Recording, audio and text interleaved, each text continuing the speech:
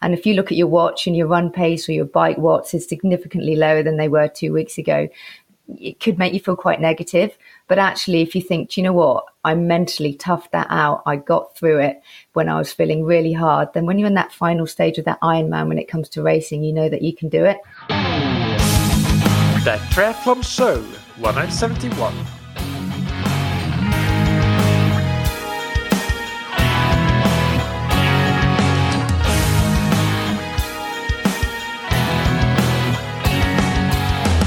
Hey, what's up everybody, and welcome back to another episode of That Triathlon Show, the podcast presented by scientifictriathlon.com. I'm your host Michael, and on today's episode I interview Coach Fran Bungay. Fran is the head coach of Goalspecific, and she's a coaching tutor at the British Triathlon Coach Development Program, as well as being a top-ranked age group athlete with 2 European titles on her CV. In this interview, we discuss using process goals in triathlon and why you might want to move towards a more process-driven approach rather than focusing hard on outcome goals. So we'll get into the advantages of those process goals and the disadvantages and detriments of being too outcome-focused, and get into the step-by-step goal-setting process that you can use yourself, as well as we'll discuss how you can build confidence and mental strength. We did have a little bit of a connection issue, some audio issues, but I hope that we managed to sort it out in editing. But just as a heads up, if something is not quite right, then that something was going on there when we did the interview. But I hope it will be all right. Big thanks before the interview to Precision Hydration that you can find on precisionhydration.com. They help you get hydrated and stay hydrated. You can take their free online sweat test. That's an online quiz consisting of 10 questions or so that you can easily answer just based on your own experience of your training. Like, you'll answer questions like, do you typically get salt stains on your clothes after training? And those sorts of very qualitative questions that you don't need to do any sort of measurements. You can do it in a few minutes, and then you get an individualized hydration strategy that you can use in training and in racing. You'll also, of course, you'll add what your goal race distance is, and then you'll get specific information for that distance, what might make sense to do. And that will, of course, be different for an Ironman race compared to an Olympic distance race or a sprint distance race. So it's a great online quiz, and Precision Hydration have validated that quiz against their actual sweat test measurements they've done with a medical device grade equipment that they used to do like real lab based sweat testing, and found that this online quiz works really, really well in giving you like a very accurate ballpark number for how much you sweat and how much sodium you lose in your sweat. And that will then allow you to select which strength of electrolyte you should go with for your training and racing. So go to precisionhydration.com, take that free online sweat test, and when you get your first box, use the promo code THATTRIATHLONSHOW, all one word, all caps, to get your first box for free. All right, let's welcome Fran Bungay to the podcast. Today's guest on That Triathlon Show is Coach Fran Bungay. Fran, welcome. Welcome, thank you. Thank you for having me. It's a privilege. Can you tell us a bit more about yourself and your coaching and triathlon background? Yeah, I came into triathlon about 10 to 15 years ago after I gave up my teaching career because I was having children. And I had 3 of them in the end. And throughout that time, I decided to... I got involved in triathlon as an athlete, and under the guidance of Harry Wiltshire, I decided to give something back to the community and set up a triathlon club because there was nothing like that in the area. And I worked alongside the BTF, became qualified in my level 1, level 2 and level 3, ran tasters in local schools for the juniors and set up a club. And all the parents that were standing on the side watching these kids get involved wanted to do it as well. So it kind of grew to a very much a family-run organisation. And alongside that, which is a non-profit making club, I kind of set up my own business and now coach athletes on a one-to-one basis, as well as working for the BTF as a coach, educator, mentor, and running triathlon camps in France and things like that.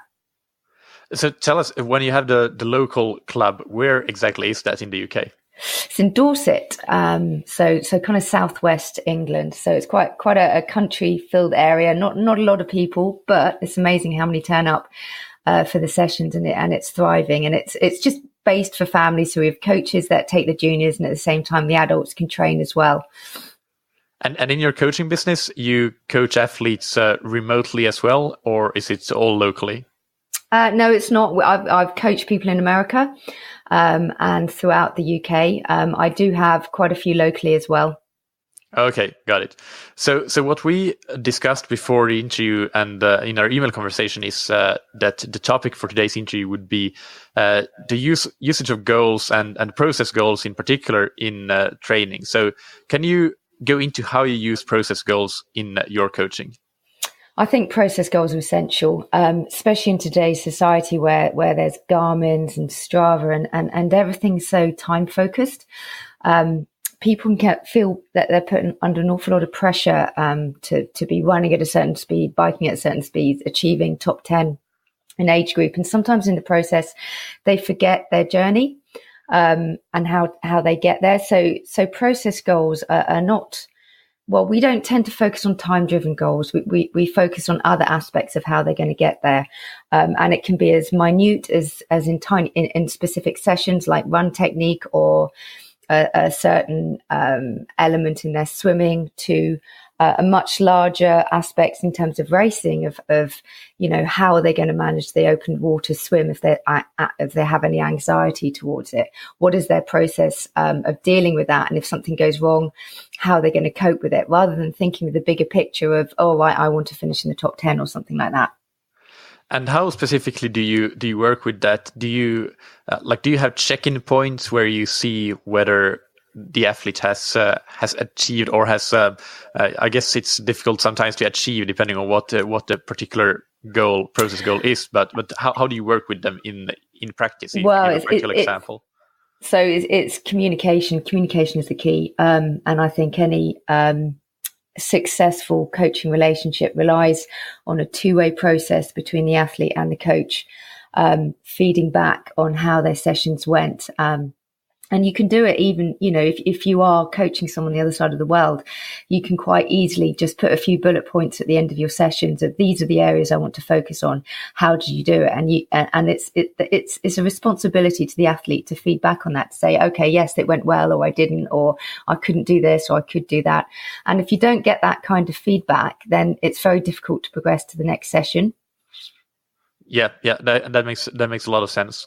One thing that I'm thinking is sometimes challenging. At least I see that in my coaching. That sometimes it's difficult depending on what the process goal is to really get buy-in from the athlete, because as you say, especially if it's an athlete that has come from a self-coached setup and they're used to really just focusing on their Garmin and their Strava segments and all that sort of thing, it can be quite a shift to now be accountable to something completely different rather than just the time outcomes and that sort of thing. How do you work with that?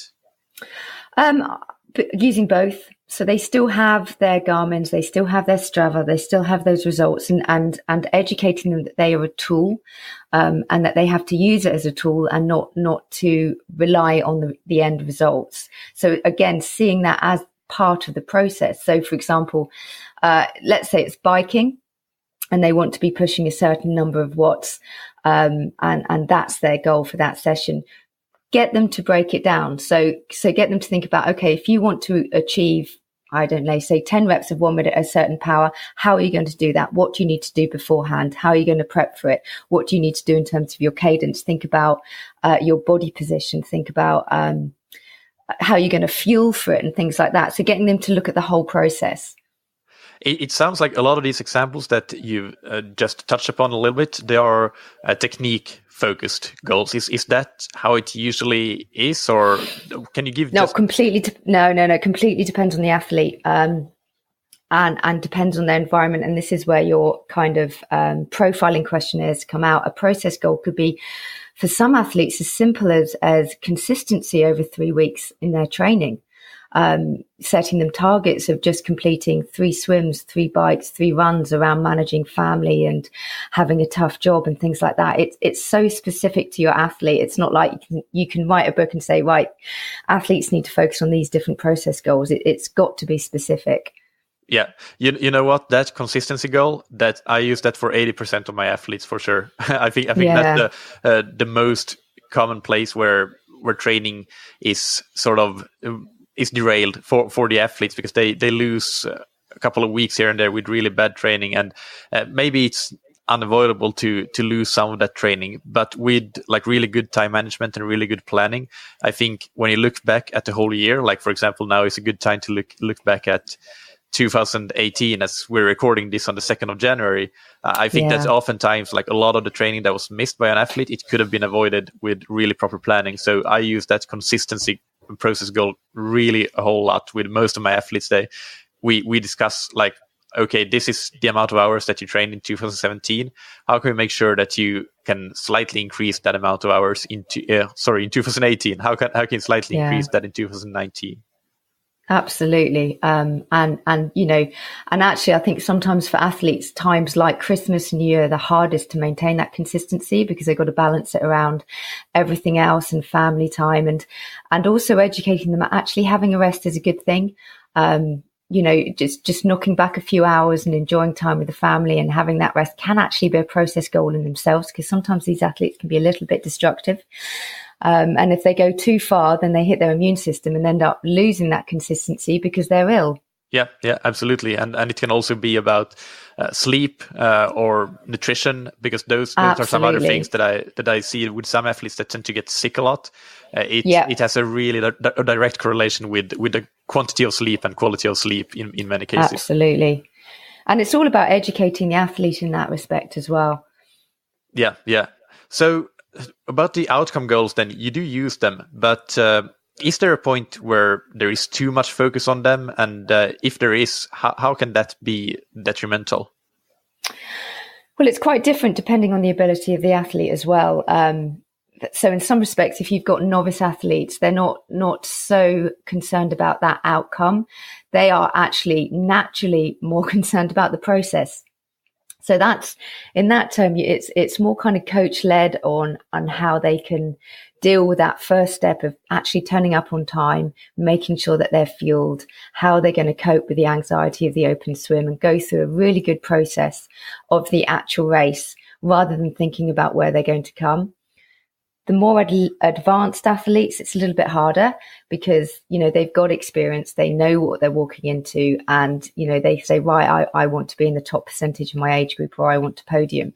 And breaking that back right to the kind of the basics of the race is sometimes harder. But they can do it. And I will always get athletes 1 to 2 weeks before their race to send me an email, a document, whatever, of an absolute breakdown of their race, from the moment they're going to turn up to the venue, to what they're going to eat for breakfast, the timing of that, how they're going to turn up to the side of the pool or the sea, wherever they're doing their race, and really get them to break down and tell me exactly what they're going to focus on in each different aspect of that race. So that was a great answer. But if I come back to the original question, like how focusing on the outcome too much can be detrimental. I think you sort of missed that in. Sorry. In that answer. Well, there's so many reasons why it can be detrimental. You know, if you focus on a time outcome, and let's just say that the swim is 500 meters long than they thought it was going to be, or the weather conditions are horrific, or they've been up the last 3 nights and they're absolutely a little, you know, shattered and fatigued, and that's going to have an impact on their muscles. You know, they're going to be very upset if they don't quite get the result that they wanted to. But actually, if they take all those aspects into consideration and then go, okay, let's break this down and focus on specific aspects along the way, then actually they'll know that they've achieved some targets. They know that they've achieved the goals, even if that outcome time might not necessarily be what they wanted in the first place. And this is really important for athletes that potentially have come back from injury, because they might not necessarily be at that performance point that they were 6 months before, but they have much bigger challenges to kind of overcome along the way. And the process goals can really help move those athletes forward. And how does that, if you give another example, that was a great example, by the way, and a great answer, but in terms of training, like focusing too much on outcomes in training, can that be detrimental somehow? And what would be a better way to handle that? Sorry, I didn't quite catch that. You broke up a little bit this side. So that was a great example from a racing situation of how like process goals can allow you to not have a detrimental effect from being too outcome driven. Can you give another example in terms of training and the everyday training that you go through? Yeah, sometimes the hardest sessions you can do are those ones where you're fatigued and you're tired, and it's just a mental balance battle. And, you know, your times are going to be low because you're fatigued, but you still get to the end of that session. And if you look at your watch and your run pace or your bike watts is significantly lower than they were 2 weeks ago, it could make you feel quite negative. But actually, if you think, do you know what, I mentally toughed that out, I got through it when I was feeling really hard, then when you're in that final stage of that Ironman, when it comes to racing, you know that you can do it. Yeah, I think if you want to set a new PB every single workout, then you're not going to last long in this sport. You have to. Absolutely not. It's not possible. Yeah. So can you take us through some other examples? Like, for example, if you are a beginner athlete, a novice athlete, and you're preparing for your first sprint or Olympic, like, how would you go about, as this interview comes out, it's February or so. So maybe it's somebody in the UK who has their first race in June. So what would be some examples of the first process goals that they should set up now for the training period? And then is there something else in the race itself that you haven't already mentioned that they should think about in terms of process goals? Well, there's loads of process goals for novice athletes at this point in the year, because they're going to be new to the style of training. Going back to what you said right at the beginning, getting into that consistent routine and developing routine is really, really important. Focusing on their weaknesses, whatever they may be. It could be as simple as nutrition, fueling around their activities. Usually, quite a few of the novices that we have, their weaknesses are swimming. So getting in the pool, focusing on getting one-to-one coaching locally so they can develop their technique, they can develop their confidence. And then before their race season comes up, getting into an open water situation, getting with a group of people that they can start training with, so they can overcome those fears that they have.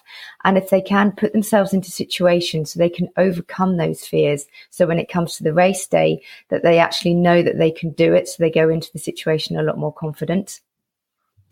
Also, especially with beginners, getting them to develop the ability to visualize what they're going to be doing, developing mantras, focusing on themselves rather than others is really, really important. And that can be done throughout the year. You don't have to wait until race day for them to do that. Yeah, perfect. And if you're a beginner and you have a coach, then obviously it's an exercise or like a prioritization exercise sort of in finding out what the most important things to focus on at any given moment are. If for the self-coached athletes listening, do you have any tips for how they can figure out what their biggest prioritization points should be? Could you repeat that question?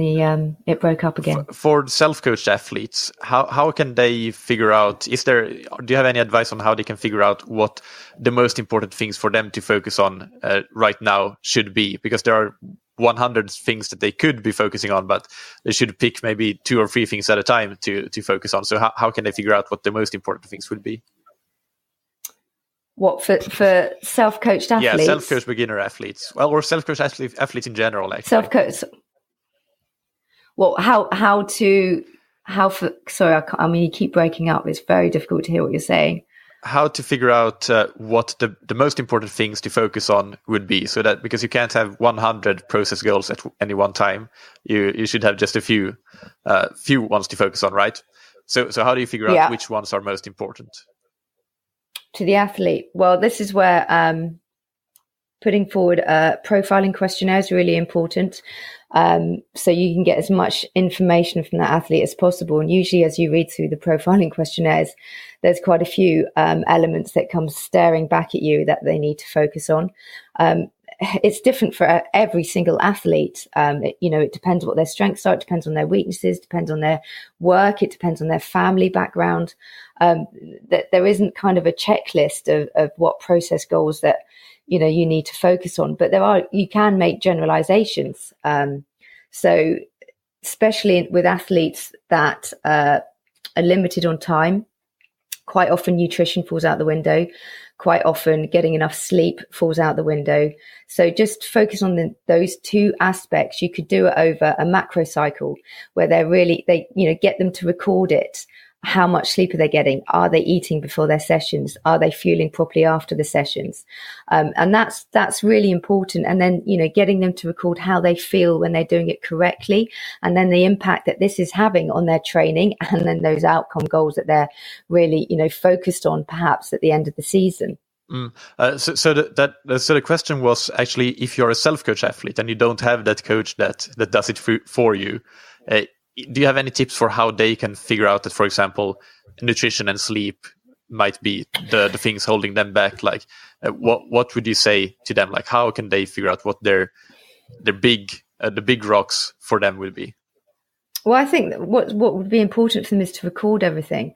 So take 2 or 3 weeks where they write down how much sleep they're getting, how much food they're eating, how busy their schedule is, how much training they're doing, the timings that they're doing this, and then including how they feel at the end of these days. And then hopefully, patterns will start emerging, and then looking at these patterns, and they can start making some adaptations. And, obviously reading, getting information, looking at your podcasts, getting as much information they can on what they should be doing is really, really important as well.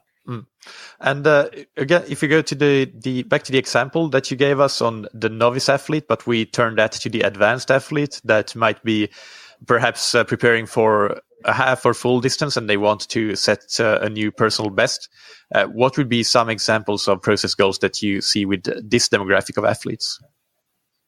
For an advanced athlete? Yeah. So I would get them, just like I do with a novice, is to write down absolutely everything that they're going to do from the moment that they turn up to that race to the point in which it's finished. How they're going to manage the swim, where they're going to position themselves in the swim, how they're going to relax in the swim, thinking about their cadence. Now, all athletes are different, but there'll usually be an element of technique or an element of breathing that they can focus on throughout their swim.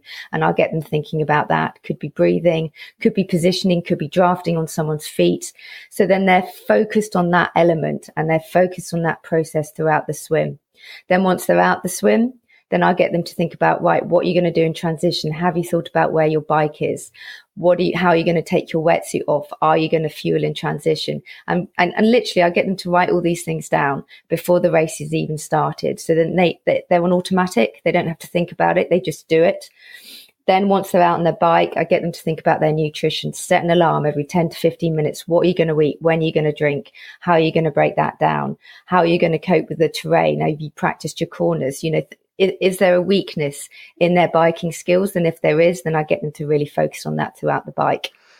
And then exactly the same. And the run is quite often the hardest. The run is quite often where the demons come out and the negative talk can sit into them. And this is where mantras are really important. Very small targets, like I'm going to get to the next aid station. I'm going to get some fuel. I'm going to get to the next tree. I'm going to see that man in front of me and I'm going to catch him. And just putting all these little processes together, the time will take care of itself.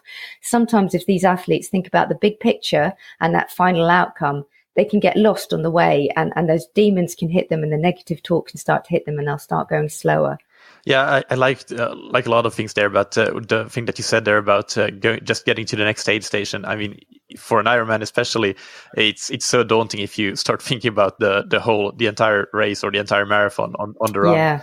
Even in a sprint distance, when you're trying to race your fastest sprint, you're setting out of T2 and you're running at a pace that feels like, oh man, am I even going to be able to run this for 500 meters? So you can't think of the entire 5K. You have to think 500 meters at a time or something like that. Absolutely, really, really breaking it down, and you're knackered, you're exhausted, and you're very, very tired. And this kind of goes back to those training sessions when, we're focusing on the tired athlete who still manages to nail those sessions, even though their times are a lot slower. That kind of hopefully gives them that mental strength that they can go into this and know that they can actually do it. Yeah, that's something that I talk about a lot with my athletes as well. That when they're not feeling their best, like provided that they're not like so knackered that they're actually reaching sort of non-functional overreaching, then doing those sorts of trainings when you're not going to hit your best powers or best paces, but you're getting it done, you're hitting the right intensity zone at least, that's the best place that you'll ever get to practice mental strength and improve on that. Absolutely. So what about the advanced athlete again? If we're in February, by the time this interview comes out, what would be some example training process goals that they might have? So get them to focus on their areas of weakness. Quite often, they'll be really keen to do lots of what they're good at and not do lots of what they're not so good at. Again, this could be nutrition. It could be they might be weak on running. Get them to do some running races, 5K races, 10K races, and do them when they're a little bit more fatigued. So it's more similar to what it is like in an Ironman or 70.3, whatever their targets are. And when they're doing it, get them to focus on about their cadence, their form, their fueling, aspects like that. The winter's great for doing all these kind of aspects. And, it's not nice out there, but getting some practice as well in doing some race specific situations is really important for these athletes. Mm-hmm. And when you talk about nutrition in general, or I guess it can be both, but do you see most often that the problems are more so in the fueling the workouts, or is it the day-to-day nutrition that you more often focus on with your athletes? Both, to be honest. Some athletes, you have a kind of a cohort of athletes who are absolutely brilliant, absolutely nail it, and do everything by the book. And then you have a kind of cohort that are a little bit hit and miss. So, this is where kind of doing a food diary alongside their training is quite important. Not that sometimes you don't need to look at it that much. It just makes them do it, and it makes them think about it. It makes them think, right, how am I going to fuel this session? What am I going to do? Rather than just kind of, it's now 2 hours after I did that bike and I haven't eaten anything. It kind of makes them responsible for it because they have to report back to you. Yeah, absolutely. So in addition to this process goal discussion, I think one of the things that it helps you with is to build confidence for your race day, and have confidence in when you're standing on the start line and when you're in the race itself. Do you use any other methods to build confidence and that mental strength that we also talked about with your athletes? Yeah, I mean, obviously, get your training as specific as you possibly can. Practice as much as you can. And the more you practice, the better you get. And the better you get, the more confidence you have. So, going back to that A, B, C races, build that into your macro cycle. And try and make, the races, the practice races is specific to the kind of A race that they want to do. So, if they're doing a hilly race, then get them practicing, get them training on hilly terrain. But also, self-talk, developing mantras, mindfulness is brilliant, visualization, all these aspects. People sometimes forget about the mental side of it. And if you're mentally strong going into a race, you're going to have a much better race than if there are doubts and if you let those doubts control you. So with the mantras, do you have a few examples, some favorite mantras of yours that you use or that you give to your athletes to try out? I let people make their own mantras because I think they're quite personal. I'm a favorite of Yoda. Do or do not, there is no try. Yeah. But people kind of find their own, and actually I think that process itself is really important. Yeah, and once you find your own mantras, the ones that work for you, then it's just a matter of repeating that in training and in racing, and you don't need to think about that. You don't need to do the same work twice. You just reinforce the same things that you've already started and seen work for you initially, and then it just gets stronger and stronger. And some people find music really helps them, listening to music help before their races, and having tracks that are the same as they've used in training, or, you know, writing quotes on their bike, using the same race kit. It's very personal. Yeah. And what about the visualization? How do you do that in practice, in a practical setting? Can you go a little bit deeper into that? Yeah, that's really hard, especially when people are so busy. You know, if you tell them that they need to sit down and spend 20 minutes thinking about their race, they trying to get them to understand that that's actually quite helpful is not always easy. And this is when it is an advantage if you see your athletes, because you can actually sit down with them and spend the time where they're visualizing their race, and you can talk through it with them. If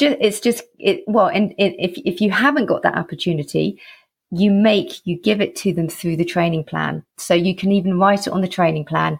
Right, on Sunday, I want you to, every Sunday, 20 minutes, I want you to sit at the bottom of your bed, and I want you to close your eyes, and I want you to visualize your race from start to finish, and then get them later to report some bullet points on how that went. So you're actually writing it into the program rather than having to think about trying to find extra time to do it. Yeah, that makes sense.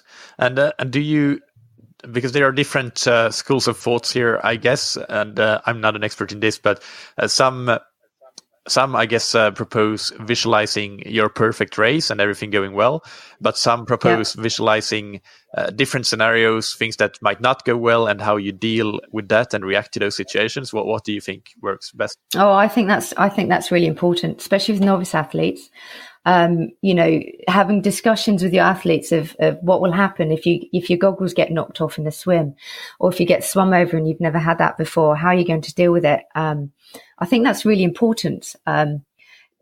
There's no limit on how many times you can visualize your races. So visualize your perfect race, but also look at it as what happened, what you would do if that certain things go wrong along the way, and have a plan for it. Because, you know, when it comes to actual racing, sometimes your sensible head can disappear. And so if you've practiced it, it's yes, okay, I know what to do. I need to take myself to the side of the swim. I need to get some oxygen on board, and then I'll be fine, and then I can carry on swimming rather than panicking in the situation. What about visualizing your training sessions in advance? Is that something that you... Yeah, I think especially if there's an element in your training that you really struggle with. Some people get quite stressful about swimming. So actually spending a bit of time to thinking about the process of, okay, I'm going to get in, I'm going to relax, I'm just going to swim lots of 50 meters, nice and relaxed, and enjoy it. And then just break that, rather than thinking, oh my God, I'm going to go to the pool and spend an hour. You break it into those little chunks. I'm just going to do a little warm up. Now I'm going to do a little bit of drills. Now I'm going to do the main set. I'm going to focus the whole session on being relaxed. And then before they know it, they've been in there for 45 minutes and they've actually come out and had quite a rewarding session. Running's the same. Some people, and me personally, have real battles with running. And visualizing a good training session actually really helps me not going into it with a negative mindset. I think that's key, really, to not go into it with a negative mindset. And something that I do, which does not take any extra time, is that quite often during the warm-up, if I'm on the bike or on the run especially, but even on the swim, it's possible to do that. You just visualize what you're going to do in the main set. If you have you have your intervals, your quality main set, and that quite often it feels like it helps me find those extra 10 watts or those extra 5 seconds per kilometer in that main set compared to if I don't do that. Absolutely, and you know, I do completely the same. And sometimes if you're focusing too much on, oh my God, I've got 10 times 2 minutes maximum effort to do, I can't do it, you won't do it, because you're focusing on that negative. Where actually, if you think, right, I'm going to do 2 minutes, and in these 2 minutes, I'm going to focus on breathing, I'm going to focus on my pedal stroke, then before you know it, the watts come, and before you know it, you're halfway through the set, and then before you know it, you've done it, and you're quite pleased because you've actually hit the watts that you wanted to at the start. Yeah, and now we're back at the process goals again, like some of those, like focusing on breathing for one interval, or even just 30 seconds of that 2 minute repeat, and then the next you focus on a smooth pedal stroke, and then you have like holding a relaxed upper body in the next 30 seconds. So that helps you get through those intervals that's much faster and easier than if you are to just battle through them from start to finish. Absolutely. Okay, so is there anything else that we should add to this before we get into the rapid fire questions that we haven't talked about yet? Yeah, I just think there's one thing to add to this is the importance of process goals with athletes who are coming back from an injury, is because they could be quite good athletes who no longer can hit their goals because they've broke their leg or they broke their arm or they've had some kind of illness along the way. So moving away from that outcome time goal is really, really important for them to get back to where they were, because otherwise they could become quite downcast about it. And this is where, again, developing a really good coaching relationship full of communication is really important for those athletes. Yeah. Perfect. So the rapid fire questions take 15 seconds or less to answer these, starting with, what's your favorite book, blog, or resource related to triathlon? Definitely other coaches. What's your favorite piece of gear or equipment? It's definitely my TT bike. I'm fortunate enough to be sponsored by Planet X, and I love my bike. And what do you wish you had known or done differently at some point in your career? That's a good one. Personally, I think probably listening to your body. I think triathletes often think they're invincible. And this is where a coach is really important. Yeah, absolutely. So if the listeners want to learn more about you, where can they find out information about your coaching and the squad that you have, etc.? Sorry, you broke up again. Say that again. If the listeners want to learn more about you, your coaching and your squad, where can they find more information? Goalspecificcoaching.com. Any social media outlets that people should follow? I'm on Instagram as well. Goalspecific Spirit. You'll find me there. And our tri club is Tri-Purbeck because we're based in the Purbeck Hills of Dorset. All right, perfect. Thank you so much, Fran. It was a pleasure to have you on the podcast. Thank you for having me. I hope that you enjoyed that interview. I have a few takeaways that I want to talk about, or not so much takeaways as I want to get into a little bit more about how I personally use process goals. And one of the main things that I do is I have a ton of paper arcs taped to my door, my bedroom door. So every time I go out my bedroom, I see these things, and these are different. I have a lot of things. Like I have both outcome goals and process goals there. But one of the things that I do is that I've basically drawn up like a calendar, so that, for example, one thing that I have is a calendar for my core training. So every single day when I do core training, I get to draw a cross on that day for core training done.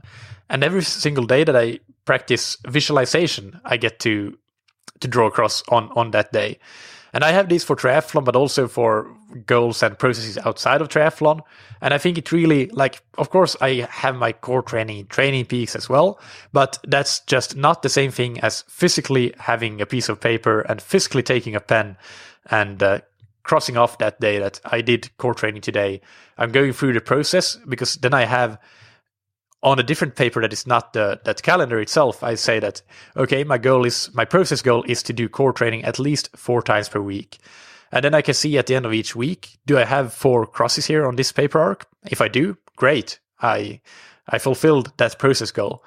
So that's on a big picture level, how I will achieve my racing goals this season. I have my racing goals, which are performance-based goals, but then I've taking them down into, or I broke them down into process goals. Like, how will I achieve my goals that I have for the 7.3 World Championships this year, or for the Challenge Lisbon race that I have coming up in May? How will I achieve those outcome goals? Well, I break it down into process goals, and this core training example is just one of them. And then I make sure that I execute these process goals consistently. So that's an example, a personal example of how I use this in my triathlon. But then if I take some of these things that we discussed to a more narrow level, to workout level, I should say, then I have a very recent example. By the time of this recording, I did a VO2 max workout on the bike. It wasn't going particularly well. I wasn't feeling very good. So the idea was to do 10 times 2 minutes at VO2 max, and then with 2-minute active recoveries between. And I felt from the first one that, oh, this is hard. This is difficult. So But what I did was that rather than focusing too much on my power is way too low, I just focused on get through the first one, do the best you can until this first interval is over, and then reassess. I got to the first one. I saw that the power was quite a bit below expected, even though the first interval is always the hardest. So I said, okay, maybe today is the day when I adjust the workout a little bit. So with that said, I decided to do 10 times 1.5 minutes instead of 10 times 2 minutes. And instead of doing the entire intervals in the aero bars, I decided to do 45 seconds in the aero bars and 45 seconds sitting up, because it would be more manageable that way. And then that gave me instantly, from the next interval, I just worked in 45-second increments. First 45 seconds, focusing only on producing power in the aerodynamic position. And then 45 more seconds on producing power sitting up. And it allowed me to slowly but surely work into the workout and get closer and closer to where my power actually should be.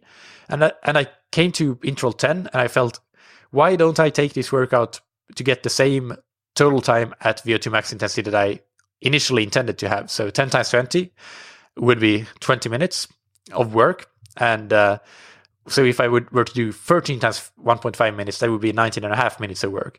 So rather than just stopping at 10 minutes, I kept going and did 13 intervals, so 3 more. And so at the end of the day, I ended up having a really good, really productive workout. Not the best. I didn't light the world on fire, but I had a productive workout, a good productive workout. I got the benefits out of it because I broke it down to like a very process-driven approach within each given interval and just taking it a very short time span at a time, being very present and focusing on the process, getting through it, rather than focusing on the fact that I thought that my power should be 20 watts higher than what it actually was. It doesn't matter if I think that it should be 20 watts higher. It's slowly but surely I worked it all the way up to where it was maybe 10 to 5 watts lower than it should be, nothing more than that. And that means that I hit the exact right intensity, the exact right intensity zone. I don't need to set personal bests in every workout, as we discussed in this episode. But this is another example of how to get through your workouts and not being too focused on what your power meter shows, what your pace shows on your watch, and all those sorts of things. Just working through it, doing your best in the intervals that you have. All right, so you can find the show notes for today's episode as usual on thattriathlonshow.com. Do let me know in the comment section there if you use process goals and which goals are you using. I would love to know and engage in a discussion there. I have some links and related episodes as well that I'll add to the show notes and the episode description. Of course, Fran's website will be there, but also some goal setting episodes that I've done in the past. So we have episode 92 with Kate Roberts, who is a former elite triathlete and Olympian. And we have episode 142 with Ian Haken, who is an age group athlete.